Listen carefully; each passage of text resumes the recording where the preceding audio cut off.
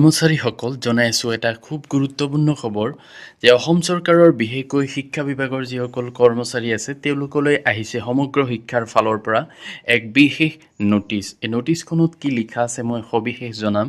বিশেষকৈ মুখ্যমন্ত্ৰী লোকসেৱক আৰোগ্য যোজনা, যিটো প্ৰত্যেক মাহে কৰ্মচাৰীসকলে 225 টকা বা বিভিন্ন গ্ৰেডৰ এই পৰিমাণটো আচলতে বেলেগ বেলেগ হয়, তেওঁলোকে যি জমাত হয় সেই সম্পৰ্কীয় এইটো নোটিছ। কৰ্মচাৰীয়ে হয়তো ভাবিছে যে এই পইচাটো কলৈ গৈ আছে, বহুতে হয়তো নাজানে। তো সেই সম্পৰ্কীয় এই নোটিছখন কি কৰিব লাগিব, সমগ্ৰ শিক্ষাৰ ফালৰ পৰা আহিছে গুৰুত্বপূৰ্ণ নোটিছখন। তো আপোনালোকে শেষলৈকে ভিডিঅ'টো ভালকে চাব। তো এইটো চাব পাৰিছে office of the mission director সমগ্ৰ শিক্ষা, Kahilipara, Guwahati, Sanjay Dutta ACS executive director. এইটো 10/9/2024 তাৰিখে অৰ্থাৎ 10 ছেপ্টেম্বৰ তাৰিখে ওলাইছিলে। আৰু এই নোটিছখন পঠাইছে সকলো জিলাৰ এডিশ্যনেল ডিষ্ট্ৰিক্ট কমিশ্যনাৰ এডুকেশ্যন আৰু ডিষ্ট্ৰিক্ট মিছন কোঅৰ্ডিনেটৰ সকলো জিলাৰ আৰু ইনস্পেক্টৰ অফ স্কুল সকলো জিলা, লগতে ডিষ্ট্ৰিক্ট এলিমেণ্টাৰী এডুকেশ্যন অফিচাৰ সকলো জিলা, তেওঁলোকলৈ এই নোটিছখন পঠাইছে। ইয়াত চাওক ছাবজেক্টটো কি লিখা আছে, registration of all employees in MML SAY portal, অৰ্থাৎ মুখ্যমন্ত্ৰী লোকসেৱক আৰোগ্য যোজনাত সকলো কৰ্মচাৰীয়ে যাতে তেওঁলোকৰ নাম পঞ্জীয়ন কৰে তাৰ কাৰণে এই নোটিছখন পঠাইছে। ইয়াতে মই আৰু বিশেষ কথা কিছুমানো জনাম। তো আপোনালোকে আচলতে শেষলৈকে ভিডিঅ'টো চাব। কেৱল এই নোটিছখনেই নহয়, আৰু কিছুমান গুৰুত্বপূৰ্ণ কথা আপোনালোকক জনাম।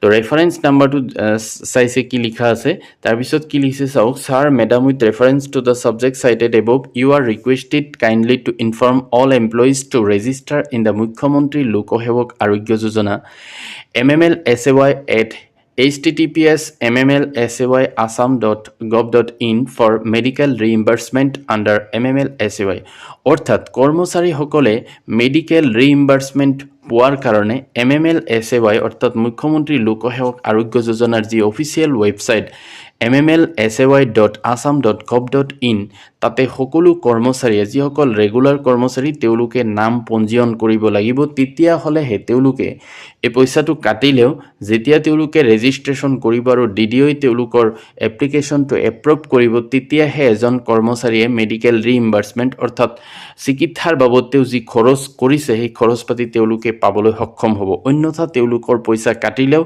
তেওঁলোকে কোনো ধৰণৰ মেডিকেল ৰিইম্বাৰ্চমেণ্ট নাপায়। গতিকে সকলো কৰ্মচাৰীয়ে MML SAYত তেওঁলোকৰ নাম পঞ্জীয়ন কৰিব লাগিব। This is for your kind information and necessary action. গতিকে এইটো যাতে সকলো কৰ্মচাৰীয়ে লগে লগে কামখিনি কৰে, সেইকাৰণে এই নোটিছখন দিয়া হৈছে, এইটো চাব পাৰিছে।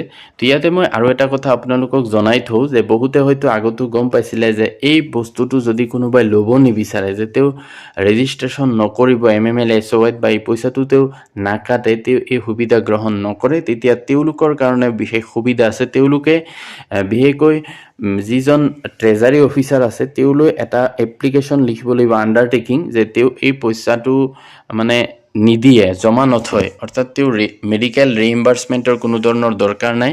তেতিয়া ট্ৰেজাৰী অফিচাৰে এইটো চাইন কৰি দিয়াৰ পিছত সেই আণ্ডাৰটেকিংটো ব্লকত জমা দিলে তেতিয়াহ'লে সেই কৰ্মচাৰীজনৰ এই পইচাটো আৰু কাট নাখায়, বা যিজন DDO আছে তেওঁৰ হাতত জমা দিলেই হ'ল।